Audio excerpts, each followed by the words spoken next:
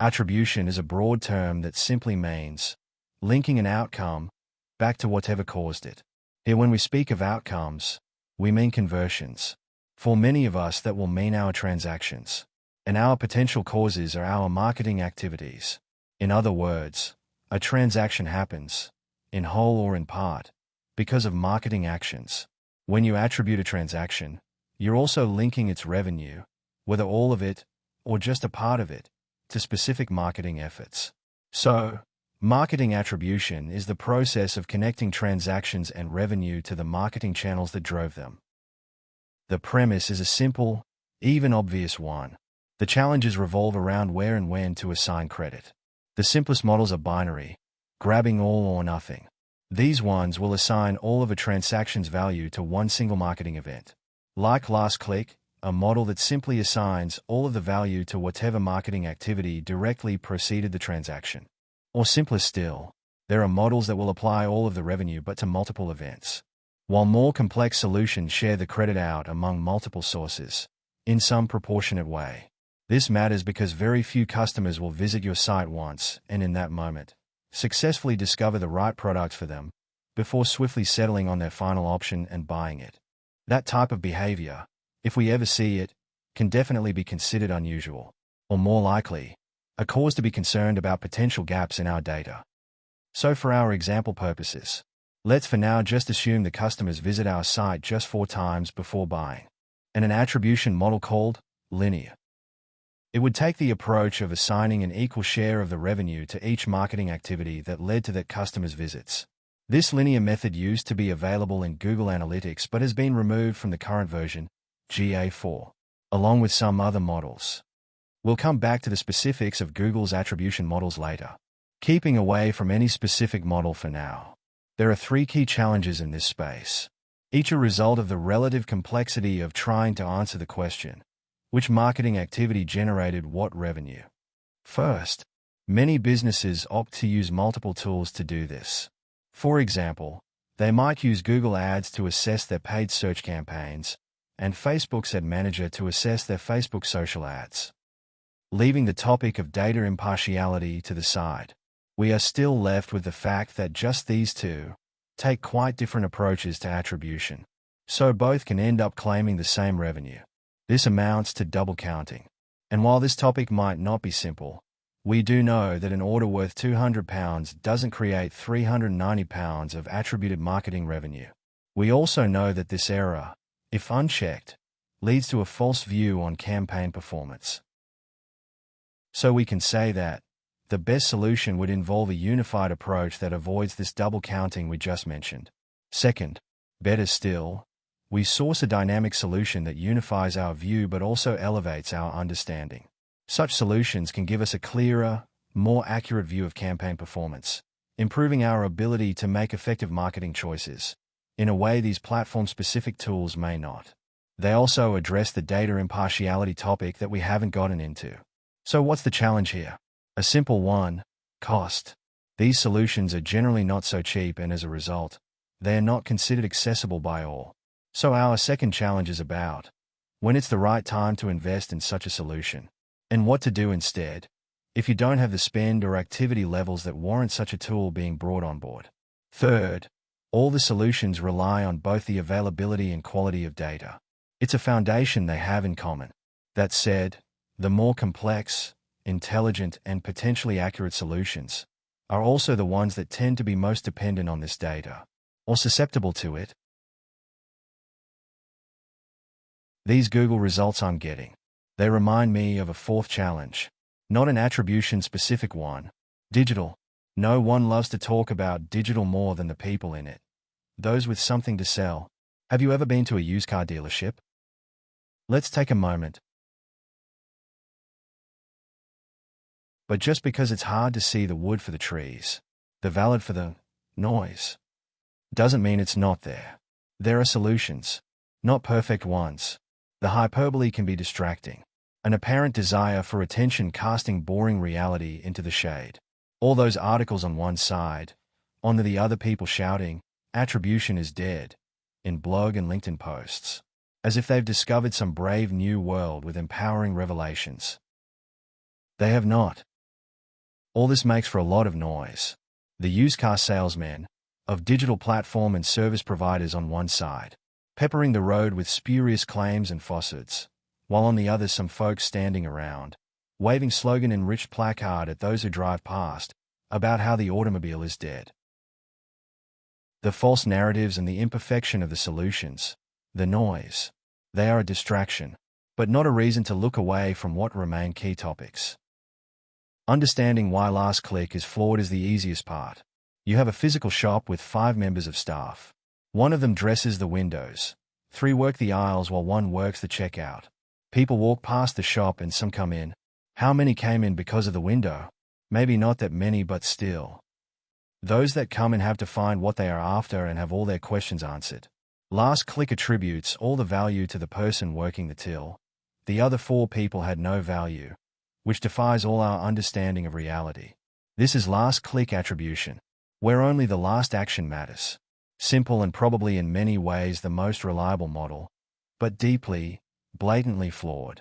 Still nowhere near the bottom on any barrel. It's plenty superior to some alternatives, but let's look at these models in the context of a fictional digital store. Move away from questionable real-world analogy. The marketing funnel comes in many forms, all a simplification. It doesn't always represent the same thing. One premise that it always demonstrates is that it narrows as people drop out. The top starts with everyone, or at least all the potential prospects for your business, and the bottom is those who have become customers. So a taper. Another thing tied up in this is that these people's behaviors at the top of the funnel differ from those at the bottom. At the top, the audience's situation is that they have a problem or a need, but little or no specific intent. As they progress downward, some drop away while those that remain become better informed and clearer on what options best answer their need. Their considerations change as they focus more on learning about these specific options. As a result, their observable behaviors alter again. So by the bottom, they are starting to weigh up which of these options is best for them and where they should purchase it. We know this behavior changes depending on the product type, and that this worldview is a gross simplification. But we also know the basis of this premise retains merit as a starting point. Finally, another take on the funnel is the more internally centric one, that it demonstrates how you move your audience from being unaware of you, to becoming aware, to then being familiar, through to trusting and advocacy. It's not important to get overly into this. For one thing, it's a flawed model. For another, it's just being used here as an idea. But when we look at a fictional site, the concept matters to what comes next. To stem personal bias that I might inject, I'm using the chatbot GPT. Not to unearth specific truth, but just to help with building up an example. An effort to avoid contrivance. I'm starting upside down, with the conversion end of the funnel. For a reason though. This stage of a user's interaction is by definition the things that happen just before a transaction, which means many of the question marks over data accuracy become far less significant. In relative terms, it's really not hard to track which marketing activities happened right before a transaction. Another thing about this end of the funnel is that all the channels and nearly all the marketing activities can potentially appear. This is because, by this stage, the audience will know who you are.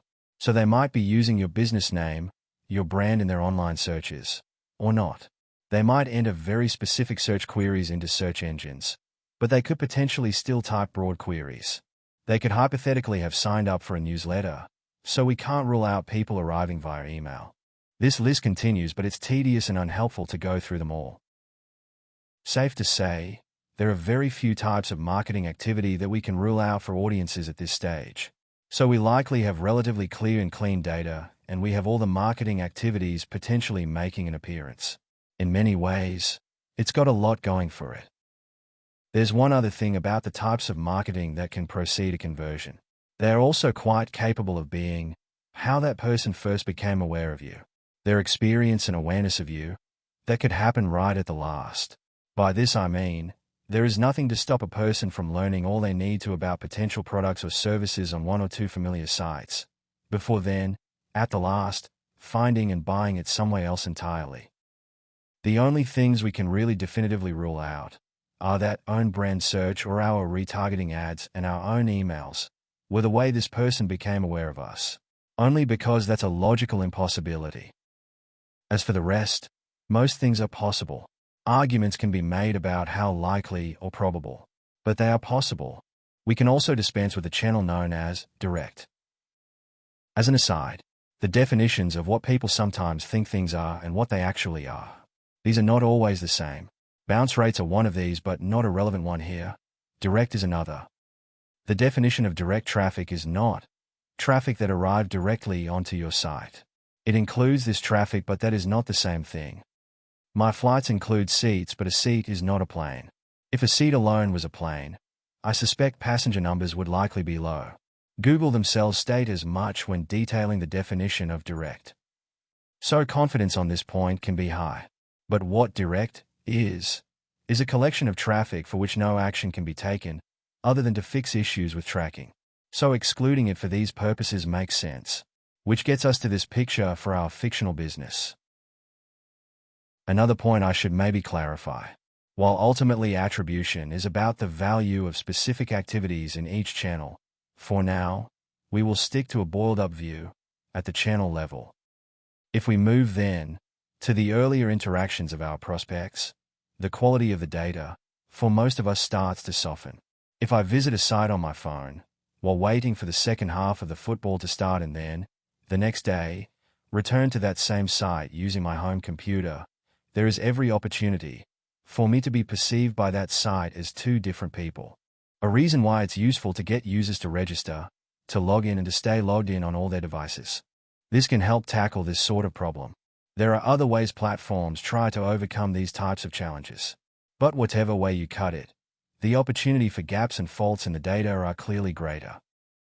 As soon as we try to look at how many sessions a user has in this GA test account, we can start to see this problem pretty quickly by the sheer number of single touchpoint transactions it reports, which quickly gets more extreme when you look for transactions tied to sessions with different campaigns. If anyone is thinking, well, maybe it's actually like that, you can be pretty sure it isn't. On the specifics of GA4, we can get onto talking about that tool and its attribution model later. For now, the point was only meant to be a simple one, that by moving away from the conversion event, the risk to the quality of our data increases. This is where we had gotten to, looking at the bottom of the marketing funnel and coming up with some contributing mix of channels for our fictional site. So with those previous caveats in mind, time to consider what marketing activities would have likely engaged our users earlier on in their decision-making process. One tier up, during the consideration phase. I don't want the ranges that the bot reasonably provided, so I'm just taking averages. In the end, this is of course fake and indicative, with the specificity of these numbers not being something to get overly caught up in. So now, up to the early rounds of initial awareness, we can say, really we shouldn't expect to see email making much of an appearance here. Buying mailing lists aside, the audience doesn't know us, and so we wouldn't expect to be emailing them. We also lose our own brand terms from our search traffic. These people are not aware of us, so they shouldn't be typing our name into Google. This means that a fair chunk of the search traffic is lost. That said, there is a lot of search volume around the generic phrases associated with these earlier stages, so you wouldn't expect to see organic fall away in the manner you might see with paid, so long as the site has a reasonably competitive level of SEO. This is because paid search is often measured and managed using last-click methods. From a last-click perspective, these type of broad generic search queries tend to represent high-cost, low-return activity. So these types of terms end up looking pretty poor on the channel's performance reports. Plus there's paid shopping, which is also less likely to play as much of a role at this point. So paid search activity is hit from a few directions. But what does the bot actually think? We clearly have one of those sites with a functioning, even well-oiled SEO effort. We are blessed. But as we just said, paid search is generally managed using a last-click or last-click adjacent methodology, so we know, left to its own devices, it's likely to claim a share of revenue similar to what we saw at the conversion phase, around 40% or 50% when we exclude direct. While organic search will probably report on a similar attribution method and report at 16 or 20%. A combined haul for search of just over 55%, or, if direct is excluded, 70%. What the other channels are going to claim is less clear. Let's take social. For one thing, it's not about one provider, not in the way that search is about Google. So there could be different methods at play. Facebook, or rather Meta, apparently uses elapsed time. So what does that mean? In terms of claimed revenue. Let's remember not to take this overly literally. This bot is only marginally more accurate than the random utterances of your average digital client services manager. And take what it says as simply useful for our exploration of attribution. What it prognosticates is that a one-day look-back window equates to 10 to 20% of revenue, while a 7-day window would look more like 40 to 60%. Naturally, this is interesting, because we are 2 channels in and we've already claimed either most revenue or we've gone further. Claimed all the revenue and then a chunk more. So we are not far from starting to see the double counting that comes of different advertisers eagerly claiming revenue already claimed by another. The email channel is suggested to be likely to claim between 10 and 30% of revenue. However, the bot also suggests it will primarily use a last-click approach. This approach originally came out at 13%, so we will stick with that number. As for display, a window of time approach is the suggestion here, leading to 5 to 50%, a particularly wide sort of range. At the higher end though, I'm not sure this should be given much credence. For now I will go with 18% and remember that, subjectively, this seems very generous. Moving on to affiliates. This channel was linked mostly to last click. So as with email, we can keep its original estimated last click share of 8%. Our total has hit 142% of revenue, which, if nothing else, is inaccurate. On most of these we were handed ranges that mean we could adjust down without coloring outside the lines we were given. Still, for every £100 we actually make, we would end up with reporting that suggested £120 and £125, which demonstrates quite clearly that our return on ad spend reporting is going to have a problem. We could just flatten this out to get us back to 100%. It's certainly an option, but is that better? Or rather, will that get us closer to a clearer picture of where our activities and our spending are effective and where they aren't? For now, let's look at what this could mean to our site's marketing budget. First, as it would appear in the last click model, and then how it might appear with a mixed approach to attribution. This won't move us on, but it does put an applied and perhaps more familiar format to where we have gotten to. What I'm doing here is using the information we just took and making up a range of very neat 5-stage user journeys that more or less fit with what we've just been told. Which is just another way to look at it. We can see here how a mixed attribution approach sees one transaction being claimed by multiple channels. Transaction number 6. It is claimed by paid search, on a last-click basis. But it's also claimed by a time-lapse model for an affiliate and then again by a social media platform. This over-reporting of revenue is an issue. We could assume over-reporting is something that affects all our marketing equally. If that managed to be true, then it would turn into more a slight reporting inconvenience than a genuine problem. The reality is that we actually need to understand which of our activities are over-reporting and potentially which are under-reporting. Only by understanding this can we make effective choices. One relatively crude approach would be to look at your transaction ID or order IDs. To find those, which like our order 6 are being claimed by more than one channel. And in the absence of a more intelligent tool, we accept that each platform's claims to their order are valid. But instead of allocating this revenue multiple times, we split the revenue. In the case of our order number 6, that would mean 1/3 for the affiliate, 1/3 for the paid search ad, and 1/3 for the social ad. If we accept that it's true, that the order wouldn't have happened without each of these 3, it becomes fair that they split the proceeds. This approach, while flawed, moves us forward, so long as the platforms that you're advertising on are transparent about the source of the money they are claiming, just as Google is, sharing the transaction IDs. The problems come if you encounter platforms that are less forthcoming, platforms that prefer to tell you what they made, while not getting into those pesky, gnarly specifics of quite how.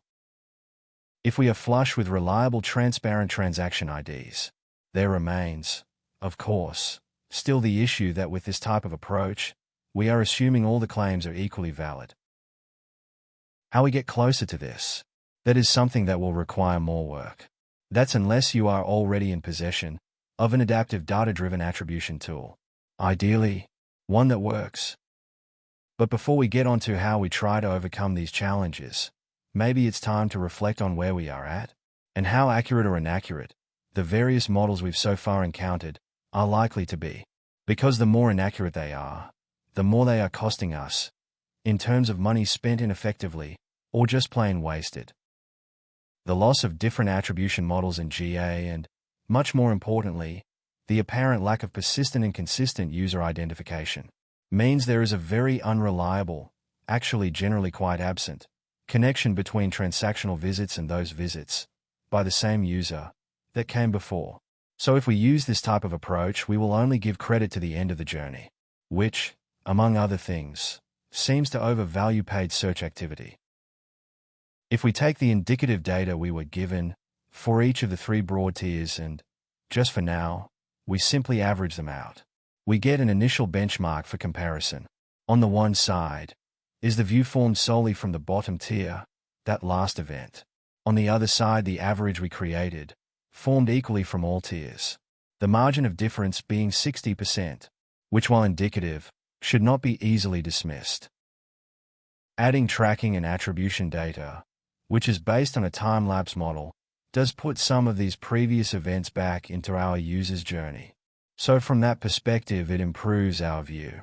Sometimes this time-lapse view will capture the same events as we had already seen in last click, but by its nature it will capture more, additional events. This inclusion in turn leads to that situation we previously saw, where the same revenue can be claimed by various marketing activities. It's even possible that the same platform could claim the revenue multiple times, let alone different platforms. What this gives is some clarity we lacked around earlier stage visits, though only for some channels, mostly social and display. The green, this shows where one or more forms of event tracking are in place. The red, where it remains absent. What it also adds is a new form of overestimation, and a situation where two different attribution models try to simultaneously operate at the lower end of the funnel. The total level of accuracy is not improved, successfully giving and losing accuracy in equal measure.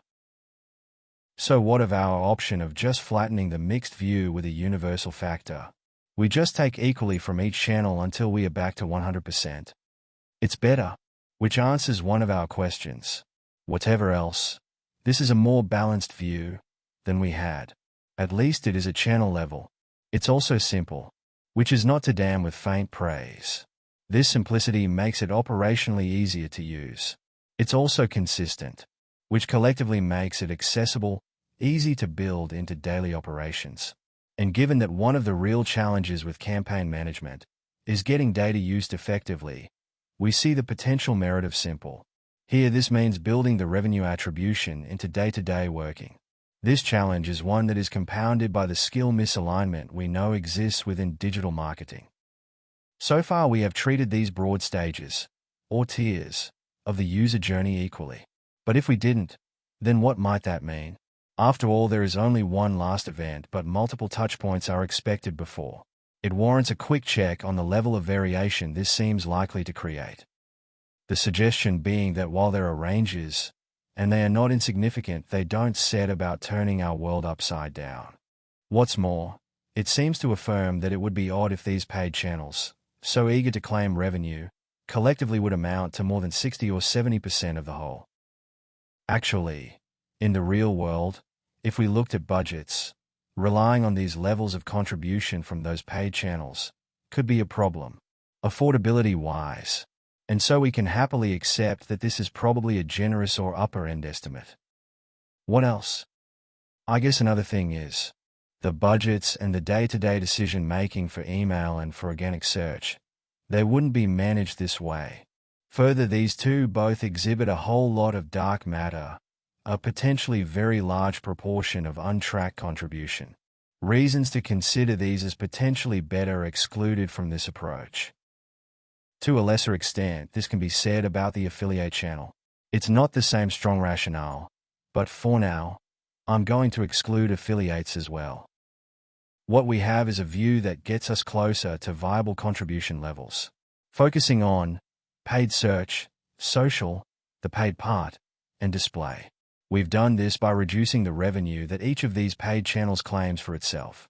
As it turned out here, that worked out as -40 to -45% when compared to what their own attribution models had claimed. This approach allows us to use those native attribution models, while excluding and preserving the contribution of the other channels. We can also boil this back to broad groupings of scale rather than these potentially false specifics. To see what this does to the picture, another way to look at this might be, we have different attribution models mixing, adding some contribution clarity but with revenue inaccuracy. The paid platforms each opting for methods that significantly overestimate their own contributions, well in excess of what is even possible. So we pit these primary forces against each other, paid search and paid ads, both social and display, and in so doing we find some level of balance. So we can better manage our spend and be clearer on our returns. However, a universal solution, with its admitted benefits of simplicity, doesn't improve our ability to assess marketing activities within a channel. If we apply a rebalancing factor of, let's say, -50%, to the native last-click revenue reported for paid search, then we might choose to drop the worst-performing activities now, with our diminished view of its revenue. But the worst-performing activities that we have now are the same activities that were already the poorest before we made all these efforts. So we have the improved balance across channels but not improved insights for the activities within those channels. Aside from the in-channel management issue, I have, up to now, ignored or worked around the topic of inaccurate organic search attribution. This modeling wouldn't be expected to impact much on how we improve organic search, but it might impact how we view prioritizing those efforts. Further, it means we are likely still overestimating the contribution from other sources. On a somewhat related matter, paid search activity is a broad group, and not all its constituent parts are very alike. So when we talk about paid search being overvalued, what we are actually saying is those parts of paid search targeting customers with intent, in the conversion tier, are overestimated, because we know that earlier stage search touchpoints are being lost, while more of those in social and display are being retrieved by the use of different platforms and their time window attribution, an approach that is not present for search, whether it's organic or paid.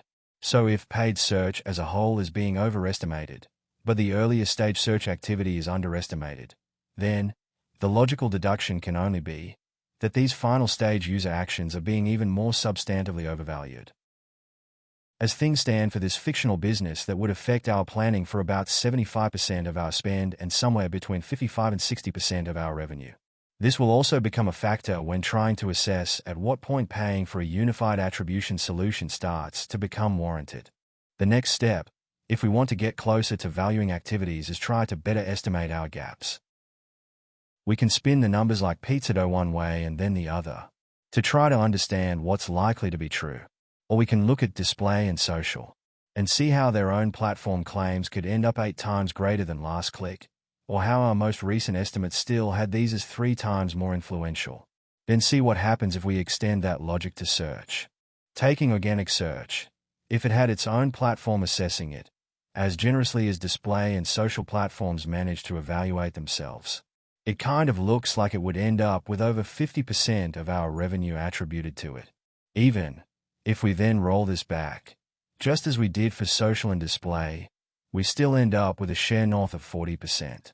So if nothing else, we start to see how generous the gap is that these other 2 channels have created for themselves. In the end, I settled on a more conservative assessment of organic search as something approaching 30%, which, if close to correct, still highlights the overestimation we previously had for our paid channels. At this point, this isn't that helpful because it's a number that ultimately is not supported by either last click or those platforms using time-lapse. So, instead, if we look at our marketing activities, less in terms of the channels and more in terms of the nature of the activity, For example, retargeting. This is a set of activities designed to inflict contextual marketing onto users who have been on our website and then gone off elsewhere. We would like them to come back. So, it's about getting already active prospects back onto the site. Some retargeting can be said to occupy the consideration space. But most of it, like basket abandonment emails, are about trying to secure a transaction from those who already appear to be relatively clear in their intention. The last mile. The purpose of such activities is largely the same, regardless of its form or channel. Its success or otherwise, in this effort, would ideally be judged on the same basis, at least as much as is possible and regardless of differences, like which channel it re-emerged on. We don't really care how or where we spend our money to get those customers back. We just want to spend it in the best possible way, be that an email or a visual ad, ready to find them, pop up wherever they might go, or simply making sure we get a higher impression rate for their future searches. The question we want to answer is how much of our budget do we spend on each type of activity and where would it best be spent? The channel is not the main concern, far from it. The level of success and revenue this generates is a judgment to be made largely agnostic of the channel. Okay, we have already established that last-click type attribution creates a substantial overvaluing of end-of-journey activities, like retargeting. On the plus side, this type of activity is relatively clearly related to the transaction. On the other, the extent to which there is scope for influencing customer choices has narrowed up. In order to leave room for the revenue being claimed separately by earlier stage marketing activities, like the time-lapse measured ads, we need to reduce the claim of these later stage activities.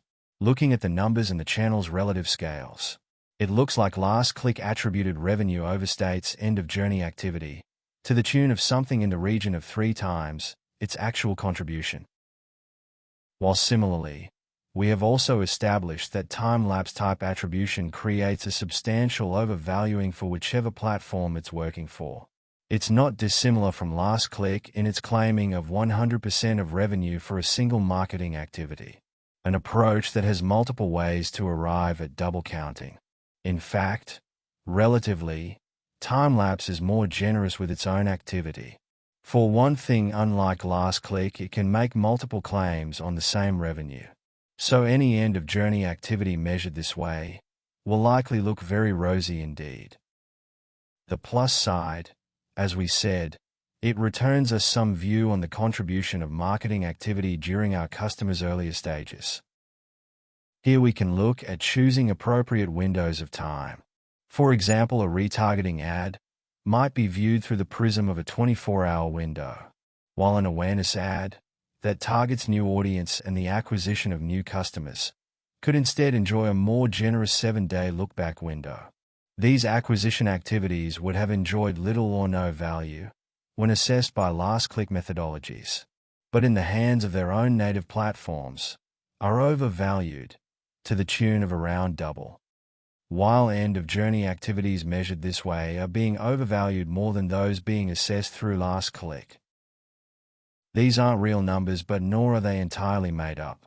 Rather, they are the result of trying to take what we know about these methodologies and the relationship we see between last click and time-lapse attributed revenue, as well as the relationship and limits that we know apply when dealing with reality. We also look to extend this logic out to other areas which so far are without a viable means to measure them. Things like earlier stage search activities and to a lesser extent our retention marketing activities, like email and organic social. So, finally, back we go to our budget with the activities now defined by these tiers and the revenue factored back based on these tiers, along with our missing revenue. By this we mean the revenue that we consciously acknowledge as being without an applicable attribution model. Here, we take this to be unaccounted for revenue relating to our activities in organic social, organic search, and potentially early-stage paid search. One very obvious problem we have is a simple, potentially familiar one. The costs are high, in all likelihood far too high. Were I to stick with the approach and balance of channels that our initial view suggests, I'm looking at marketing costs closing in on 30% of revenue. 20% would often be reasonably generous. There is little point in looking to email. For one thing, the spend levels here won't make a dent. For another, it's not generally a channel where reduced activity means reduced costs.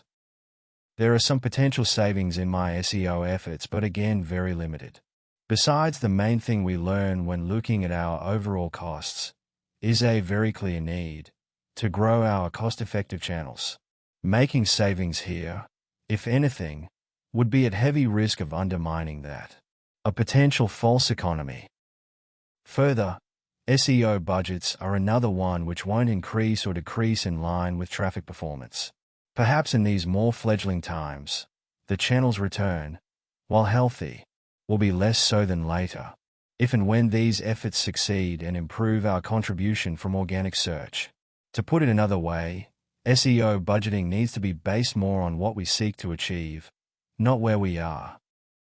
The immediate conclusion that these two relatively small pots, email and SEO, cannot or ought not to be rated. So here we stand again, looking primarily at paid search and paid social and wondering where best to find our savings. We have avenues also, within affiliates and in display, which ought not to be forgotten. But for the scale of savings we need, there can be no avoiding the reality. Much of this can only come from one, or perhaps both, paid social and paid search. With this, the need for accuracy in revenue attribution is once again at the center. We must cut, but cut from the wrong place, and we risk more harm than good. We can assess with near certainty what the nature of our spend is, in terms of channels and tiers. We can look at rebalancing this. Also, we can reflect on our return on spend. This may be based on one of our models, or based on multiple. Then we can set about trimming and chopping accordingly. Such cutting need not be seen as merely a risk or problem. It's also an opportunity. We know we must cut, and in taking this action we can test and learn, find ways to understand the ramifications that come from our actions. In so doing, we gain clarity on whether we have been generous or harsh in those attribution assessments we've made to this point. For example, split testing your campaigns. If you believe something but the data doesn't support this view, there are two main reasons. The first, you're wrong. Second, the backup option, data, or the insights taken from the data are faulty. The hypothesis of faulty data is one that requires of us to prove or disprove it. If you've got a well-implemented unified attribution solution, the window for such errors is smaller and our time may be better spent elsewhere. We can also say we can be pretty clear on what's going to be overvalued and what's going to be undervalued. What we don't know is to what extent, and whether our estimates are close to right or really not. To find this out, we test, or we buy a unified attribution tool, or both. In each case, what we do is seek a proof, either from a superior insights tool or through our own work. We've established it's not so healthy to take each platform's own data and insights at face value. But the replacement for flawed insights is better insights, not plucked inspiration, the kind that we find generously being whispered into our ears or woven especially into the fabric of some glorious cheese-fueled dream. We are dealing here with firm tangibles. Or we should be. Back on our budget. We had an original split of marketing activities and the spend to go with it. It broke most reasonable levels.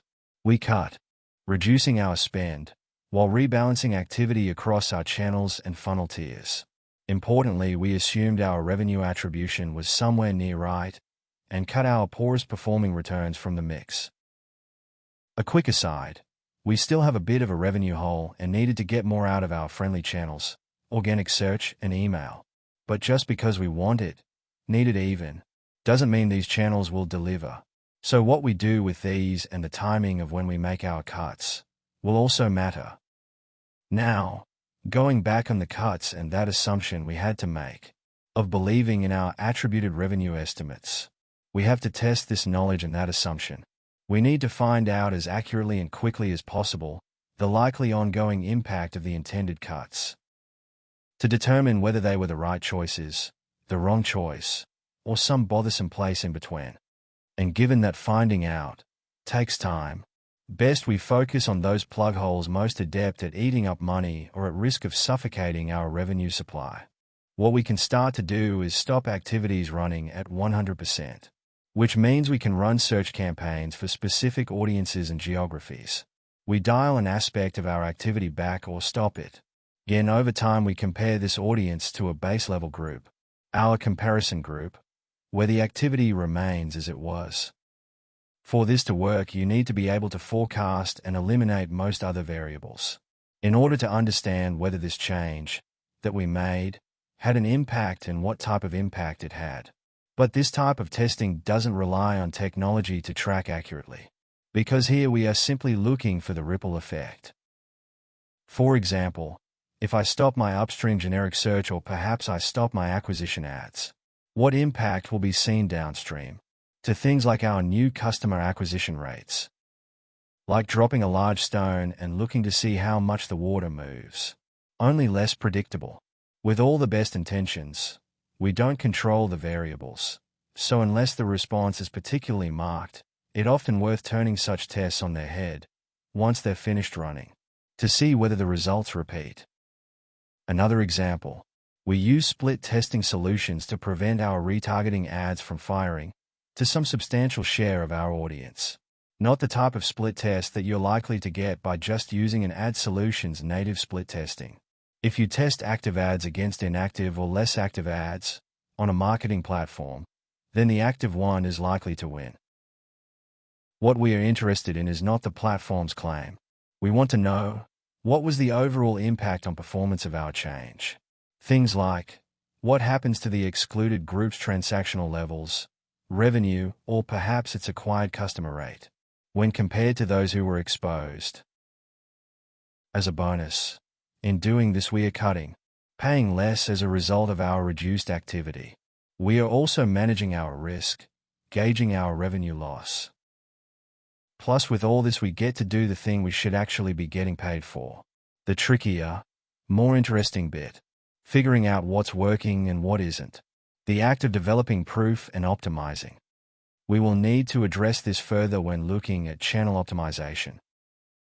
Last thing for now. I've been chunnering long enough. At what point is it reasonable to invest in a unified data-driven attribution tool? And yes, GA4 does come with such a solution, and yes, it's free. But no. Just no. It is for times like this that the fine people of the past coined the expression, in name only. Just because something calls itself a duck doesn't mean it's a duck. Especially if the evidence suggests it's not walking much like a duck, and has a most unduck-like manner when it talks. What we see in GA data-driven attribution is not indicative of what we should expect to see in other solutions. By spending money on this type of tool, we are taking money out of our activity budget and spending it not on doing but on analyzing and improving. This is generally a good thing. To think as well as act, rather than just one of these two. But there is no getting away from the fact that the remaining pounds will have to work harder. This is the reason for such an investment, but there are limits to how much harder a pound can be made to work. First, you're not going to lose out on revenue proportionate to your ROI, because you'll be paying for this out of your newly identified poorest contributors. The activities we would have foregone, in order to invest in such a solution, will be those from the lowest end of the revenue performance scale. Second, the answer on when such a solution is viable appears to be at around 10% of spend, which is a bit like the answer to the ultimate question of life, the universe, and everything, being 42. It raises questions, and rightly so. This 10% is a loose estimate. It's also assuming some level of other work has been done to see past false reporting and more generally to optimize activities. If it hasn't, then this spend could be considered to be skipping ahead. And although the number of people who will be found proudly standing, announcing, optimization, nah mate, none of that in these parts, or the simpler never have done, never will do, is small. The reality is different, with faith, belief, and narrative building still reliably found and masking waste on a substantial scale. Just in very initial indicator way, it would seem that spending more than 10% on such a platform might well give your remaining pot of money a challenging level of performance improvement to make that money back. In this instance, it is not meant as 10% of all spend, but rather 10% of the paid media budget.